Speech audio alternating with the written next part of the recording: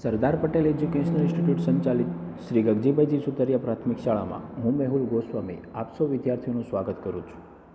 વિદ્યાર્થી મિત્રો, આજે ધોરણ 7 વિષય સામાજિક વિજ્ઞાન, તેમાં આપણો બીજો લેક્ચર છે. પાઠ પહેલો, રાજપૂત યુગ, નવા શાસકો અને રાજ્યો. આપણે અગાઉના લેક્ચરમાં ઉત્તર ભારતના રાજ્યો વિશે જોયું. તેની અંદર આપણે હવે જોવાનું છે ઉત્તર ભારતના રાજ્યોની અંદર ગુજરાતની અંદર. તો કે ભાઈ, ગુજરાત યુગમાં રાજપૂતના શાસકોનું વિશેષ સ્થાન હતું.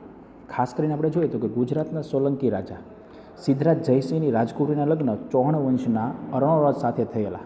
તેના પુત્ર સોમેશ્વર ચૌહાણ ગાદી આવ્યો અને તેના પછી તેનો પુત્ર પૃથ્વીરાજ ત્રીજો ગાદી આવ્યો. આ પૃથ્વીરાજ ત્રીજો ભારતના ઇતિહાસમાં અદ્વિતીય સ્થાન જે છે ધરાવે છે, એટલે કે સૌથી શક્તિશાળી રાજાની અંદર તેની ગણના જે છે થાય છે. ત્યાર પછી હવે આપણે જોવાનું છે તો કે ભાઈ 8મી સદીમાં ગુર્જર પ્રતિહારોનું રાજ્ય હતું. 8મી સદીના મધ્યમાં આશરે ઈસવીસન 756માં સરસ્વતી નદીના કિનારે વનરાજ ચાવડાએ અણહિલવાડ પાટણની સ્થાપના કરી હતી. પોતાના બાળ મિત્ર અણહિલ ભરવાડના નામ ઉપરથી વનરાજ ચાવડાએ નવીન નગરનું નામ અણહિલવાડ પાટણ રાખેલ એવી સામાન્ય માન્યતા છે. આ સમયે ગુજરાતમાં સૌરાષ્ટ્ર અને કચ્છમાં ચાવડા વંશના શાસકો હતા, જેમાં વઢવાણ, દીવ, ઓખામંડળ, પાટગઢ એટલે કે લખપત, ભદ્રાવતી એટલે કે કચ્છ વગેરેનો સમાવેશ થાય છે. આ બધા શાસકોમાં સોલંકીઓના શાસનકાળને ગુજરાતના રાજપૂત શાસનનો સુવર્ણ યુગ ગણવામાં આવે છે. આ વંશમાં મૂળરાજ, ભીમદેવ પ્રથમ, સિદ્ધરાજ જયસિંહ, કુમારપાળ, ભીમદેવ બીજો વગેરે શક્તિશાળી શાસકો થઈ ગયા. સોલંકીઓના શાસનમાં ગુજરાત આર્થિક અને સાંસ્કૃતિક દ્રષ્ટિએ સમૃદ્ધ હતું. હવે આપણે જોઈએ તો કે ગુજરાતના શાસકની અંદર ખાસ કરીને જૂનાગઢનો જે શાસક હતો રાખેંગરની દીકરી ઉદયમતીના લગ્ન ભીમદેવ પ્રથમ સાથે જે છે થયા હતા, એટલે કે ભીમદેવ સોલંકી સાથે જે છે એમના લગ્ન થયા હતા. રાણી ઉદયમતીએ પાટણમાં વિશ્વ પ્રસિદ્ધ વાવ બનાવી હતી, જે રાણીની વાવ તરીકે ઓળખાય છે. આજે આ રાણીની વાવને યુનેસ્કો વર્લ્ડ હેરિટેજ સાઇટનો દરજ્જો જે છે મળેલો છે. ત્યાર પછી આપણે જોઈએ તો કે સિદ્ધરાજ જયસિંહની માતા મિનળદેવીએ ખાસ કરીને આપણે જોઈએ તો કે પ્રજાના કલ્યાણ માટે મિનળદેવીએ અનેક જે છે કાર્યો કરેલા છે. તેમને સોમનાથનો યાત્રાવેરો જે છે બંધ કરાવ્યો હતો, કે સોમનાથની આવક એ વખતે 72 લાખ રૂપિયા હતી, પણ અમુક જે છે યાત્રાએ જઈ શકતા ન હતા લોકો, આ માટે એમણે સોમનાથનો યાત્રાવેરો બંધ કરાવ્યો. તેમણે ધોળકામાં મળાવ તળાવ જે છે એ પણ બનાવ્યું હતું. ત્યાર પછી જોઈએ તો કે સિદ્ધરાજ જયસિંહ કાલિકાલ સર્વજ્ઞ હેમચંદ્રાચાર્યજી પાસેથી સિદ્ધ હેમ શબ્દનું શાસન નામના જે છે ગ્રંથની જે છે આખી એમણે રચના કરાવી હતી. આ ગ્રંથની જે છે રચના ખાસ કરીને આપણે જોઈએ તો કે નગરની અંદર હાથી ઉપર જે છે આમની શોભાયાત્રા કાઢવામાં આવી હતી. આમની એક મુખ્ય વિશેષ વાત એ છે કે રાજા અને પ્રજા બધાએ આ યાત્રાની અંદર જોડાયેલા હતા, ત્યારે રાજાએ પગમાં ચપ્પલ પહેર્યા વગર પણ આ જે છે યાત્રાની અંદર શોભાયાત્રાની અંદર જે છે નીકળ્યા હતા. આ ખાસ કરીને આપણે જોઈએ તો કે એક જોવા જેવો પ્રસંગ આપણને સામે આવે છે. ત્યાર પછી આપણે જોઈએ તો કે ભાઈ કુમારપાળ, તો કે રાજ્યમાં જુગારની રમત, પશુવધ ઉપર પ્રતિબંધ મૂક્યો હતો અને અહિંસાના પાલન માટે કડક આજ્ઞાઓ કરાવી હતી. કુમારપાળ ચરિત્ર ગ્રંથ લખીને હેમચંદ્રાચાર્યજીએ આ રાજાની પ્રતિષ્ઠામાં વધારો કરેલો છે. કુમારપાળ બાદ અજયપાળ પાટણની ગાદી આવ્યો હતો. લગભગ 4 વર્ષના શાસન બાદ તેનું અવસાન થતાં ગુજરાતની ગાદી ઉપર તેનો પુત્ર મૂળરાજે બીજો આવ્યો. ઈસવીસન 1178ની આસપાસ શાહબુદ્દીન ઘોરીએ ગુજરાત પર આક્રમણ કરેલ, ત્યારે મૂળરાજ બીજાએ નાની ઉંમરે તેનો સામનો કરીને તેને હરાવ્યો હતો. આ લડાઈમાં નાડોલના ચાહમાન રાજા કેલહણે તથા એના ભાઈ કીર્તિપાલે તેમને મદદ કરી હતી. સોલંકી શાસકોની સત્તા નબળી પડતા ગુજરાતની ગાદી ઉપર આપણે જોઈએ તો કે વાઘેલા વંશનું શાસન જે છે આવ્યું. વાઘેલાઓ સોલંકીઓના વફાદાર સરદાર હતા. તેમની સેવાના બદલામાં સોલંકીઓએ વાઘેલ ગામ અણોરાજને આપ્યું હતું, જે ગામના નામ ઉપરથી તેમના વંશજો વાઘેલા કહેવાયા. આમ તો તેઓ મૂળ ચોલુક્ય જાતિના હતા. વાઘેલા વંશમાં વીરધવલ, વિસલદેવ, અર્જુનદેવ, સારંગદેવ જેવા શાસકોએ ગુજરાતનું શાસન સારી રીતે ચલાવ્યું હતું. વીરધવલના શાસનકાળમાં ગુજરાતને વસ્તુપાલ અને તેજપાલ જેવા સમર્થ મંત્રીઓ મળ્યા હતા. આ મંત્રીઓની કુનેહના કારણે ગુજરાત મુસ્લિમના આક્રમણોથી બચ્યું હતું. વાઘેલા વંશના છેલ્લા શાસક કર્ણદેવ વાઘેલાના સમયમાં ઈસવીસન 1304ની આસપાસ ગુજરાતમાં દિલ્હી સલ્તનતની સ્થાપના થઈ હતી. ત્યાર પછી આપણે જોઈએ તો કે ભાઈ 8મી સદીના મધ્ય ભાગમાં બંગાળમાં પાલ વંશનું શાસન હતું. આ વંશના સ્થાપક તેના વંશજોના નામોની પાછળ જે છે પાલ શબ્દ જે છે વાપરતા હતા. આ માટે આ વંશને બંગાળનો પાલ વંશ કહેવામાં આવે છે. આ વંશનો સ્થાપક ગોપાલપાલ નામનો રાજવી હતો. પાલ વંશના પતન બાદ ઈસવીસન 1095માં સેન વંશની સ્થાપના થઈ હતી. આ વંશમાં વિજયસેન પ્રથમ નોંધપાત્ર રાજા હતો. તેના પુત્ર બલ્લાલ સેને દાનસાગર અને અદ્ભુત સાગર નામના ગ્રંથો રચ્યા હતા. ત્યાર પછી આપણે જોઈએ તો કે કર્ણદેવ વાઘેલા પાસેથી ગુજરાત જીતી લીધા પછી દિલ્હીના સુલતાન નાઝિમો એટલે કે સુબાની નિમણૂક કરતા. તે દ્વારા રાજ્યનો વહીવટ થતો હતો. ઈસવીસન 1407માં મુઝફ્ફર શાહ એટલે કે ઝફરખાન નામ ધારણ કરીને સુલતાન બન્યો. આ વંશમાં 14 સુલતાનો થઈ ગયા, જેમાં અહમદ શાહ, મોહમ્મદ બેગડો, બહાદુર શાહ જેવા સુલતાનોનો સમાવેશ થાય છે. 17મી સદીમાં ગુજરાતમાં મુગલ શાસનની શરૂઆત થતાં સલ્તનત કાળ પૂરો થયો. અને હવે આપણે વિદ્યાર્થી મિત્રો જોવાનું છે, જેમ ઉત્તર ભારતના રાજ્યો જોયા તેવી જ રીતે દક્ષિણ ભારતના રાજ્યો જોવાના છે. નર્મદા નદીની દક્ષિણમાં આવેલા રાજ્યોને દક્ષિણના રાજ્યો કહેવામાં આવે છે. 8મી સદીમાં ઉત્તર ભારતની જેમ દક્ષિણ ભારતમાં પણ અનેક નાના મોટા રાજ્યવંશોનો સ્વતંત્ર થયા.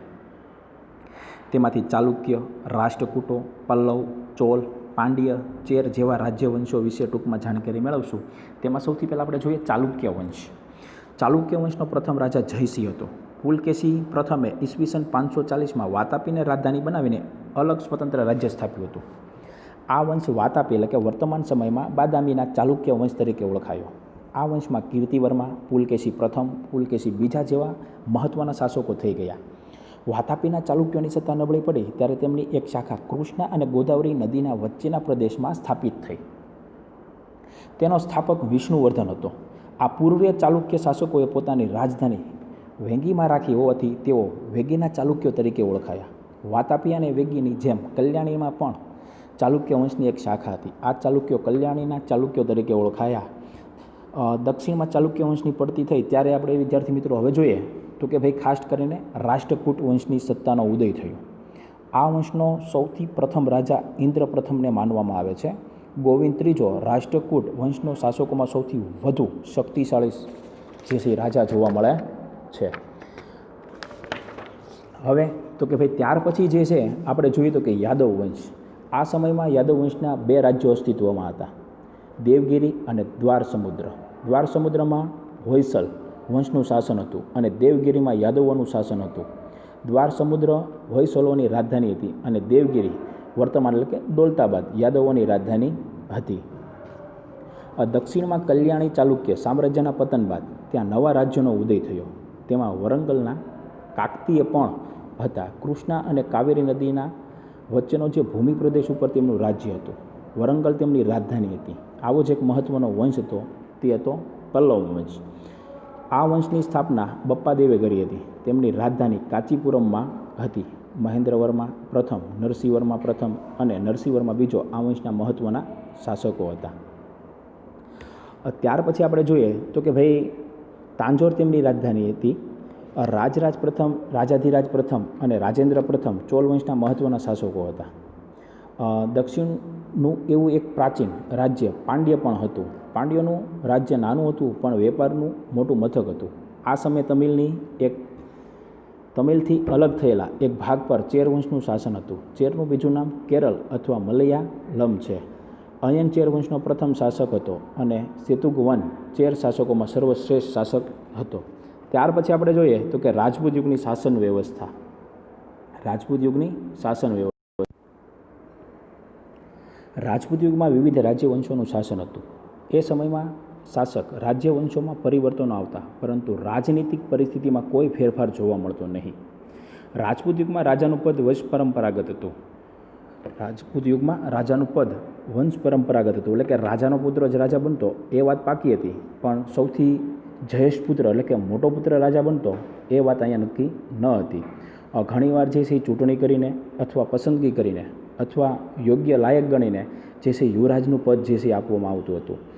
ઉદાહરણ તરીકે જેમ કે કાશ્મીરના યસ્કરની બ્રાહ્મણોની સભાએ પસંદગી કરી હતી. આ સમયે મંત્રીઓના 2 પ્રકાર હતા, અમાત્ય અને સચિવો. અમાત્યનું કાર્ય મંત્રણા અને રાજનીતિ કરવાનું હતું અને સચિવોનું કાર્ય લડાઈ તથા સુલેહનું હતું. દરેક પ્રકારની નીતિનો અંતિમ નિર્ણય રાજા કરતો હતો. આ સમયે શાસનના અમલદારોમાં મહાપ્રતિહાર અને દંડનાયક જેવા હોદ્દાઓ અમલમાં હતા. નગરની સભાનો વડો નગરપતિ કહેવાતો. રાજપૂત યુગમાં ગ્રામીણ સંસ્થાઓનું મહત્ત્વ વિશેષ હતું. તેનો વડો મુખી કે સરપંચ ગણાતો. કેટલીક બાબતોમાં ગ્રામસભા ન્યાય આપતી, પરંતુ રાજ્ય શાસનમાં ન્યાયતંત્રનો સર્વોચ્ચ વડો રાજાધીશી કહેવાતો હતો. ત્યાર પછી આપણે વિદ્યાર્થી મિત્રો જોઈએ વેપાર અને વાણિજ્ય. રાજપૂત યુગમાં વાણિજ્ય વ્યવસ્થા ઉપર દેખરેખ રાખવા માટે એક અલગ વિભાગ હતો. આ વિભાગ વિદેશ ખાતેના વેપાર ઉપરની જકાત વસૂલ કરવાની, વસ્તુઓનું મૂલ્ય ઠરાવવાની અને રાજ્યમાં ઉપયોગી થતી વસ્તુઓ મંગાવવાની વગેરે વ્યવસ્થા કરતો. મુખ્ય કર જમીનની ઉપરનો છઠ્ઠો ભાગ હતો. રાજપૂત યુગમાં જમીન ઉપરનો કર ભાગ નામે ઓળખાતો. આજે પણ જમીન ઉપર કર લેવાય છે. બંદરો અને નાકા ઉપર તથા સિંચાઈ ઉપર કર ઉઘરાવવામાં આવતો. આ સમયે દરિયાપારના વેપાર માટે ગુજરાતના સ્તંભ તીર્થ એટલે કે હાલનું ખંભાત અને ભૃગુ કચ્છ એટલે કે હાલનું ભરૂચ બંદરો જેથી જાણીતા જોવા મળે છે. ત્યાર પછી આપણે જોઈએ વિદ્યાર્થી મિત્રો તો કે ભારત પર વિદેશી આક્રમણો. 8મી થી 12મી સદી દરમિયાન ભારતમાં મુસ્લિમ આક્રમણો થયા. 8મી સદીમાં આરબ રાજ્ય સત્તાનો વિસ્તાર કરવાના હેતુથી મોહમ્મદ ઇબ્ન કાસિમે ભારતના ઉત્તર પશ્ચિમ ભાગ પર આક્રમણ કર્યું. વાયવ્ય ખૂણામાંથી સબુક તેગીનના લશ્કરે પણ આક્રમણ કર્યું હતું. પણ આ આક્રમણો તે સમયે ભારતમાં રાજ્ય સત્તાના સ્થાપી શક્યા. એ પછી ગઝનીના સુલતાન મોહમ્મદ ગઝનીએ ઈસવીસન 1000થી ઈસવીસન 1026ના સમયગાળામાં ભારતની અઢળક સંપત્તિ જોઈને કેટલીક ચડાઈઓ કરી. મોહમ્મદ ગઝનીની ચડાઈનું મુખ્ય કારણ ભારતની અઢળક સંપત્તિ હતી. તે એક ચડાઈ પછી બીજી ચડાઈ કરતો હતો અને દરેક વખતે વધુ તાકાતવર થઈને ભારત ઉપર ચડી આવતો. આ સમયે ભારતના શાસકો એક થઈને શક્તિશાળી સેના ના બનાવી શક્યા.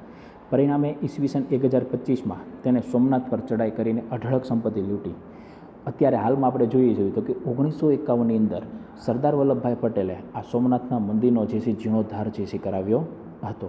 મોહમ્મદ ગઝનીની ચડાઈ બાદ આશરે 150 વર્ષ બાદ પુનઃ ભારત ઉપર તે જ દિશામાંથી આક્રમણ થયું. અગાઉના આક્રમણોની વાત ભારતીય શાસકો ભૂલી ગયા. મોહમ્મદ ગઝનીના અવસાન બાદ સત્તા માટે ગઝનીના લડાઈઓ ચાલુ હતી, પણ આ સમયે સત્તા સ્થિર થઈ ન હતી. ત્યારે આપણા શાસકો આ નબળાઈનો લાભ લઈ શક્યા નહીં. પરિણામે 12મી સદીના અંતમાં શાહબુદ્દીન ઘોરીએ આક્રમણ કર્યું. શરૂઆતમાં તેને કેટલીક હાર સહન કરવી પડી. છેવટે તરાઈના મેદાનમાં તેને બીજી ચડાઈમાં પૃથ્વીરાજ ચૌહાણને હાર આપી દિલ્હીમાં સત્તા સ્થાપી. ત્યાર પછી વિદ્યાર્થી મિત્રો હવે પછીના લેક્ચરમાં આપણે આગળનો અભ્યાસ કરશું. જય હિન્દ, જય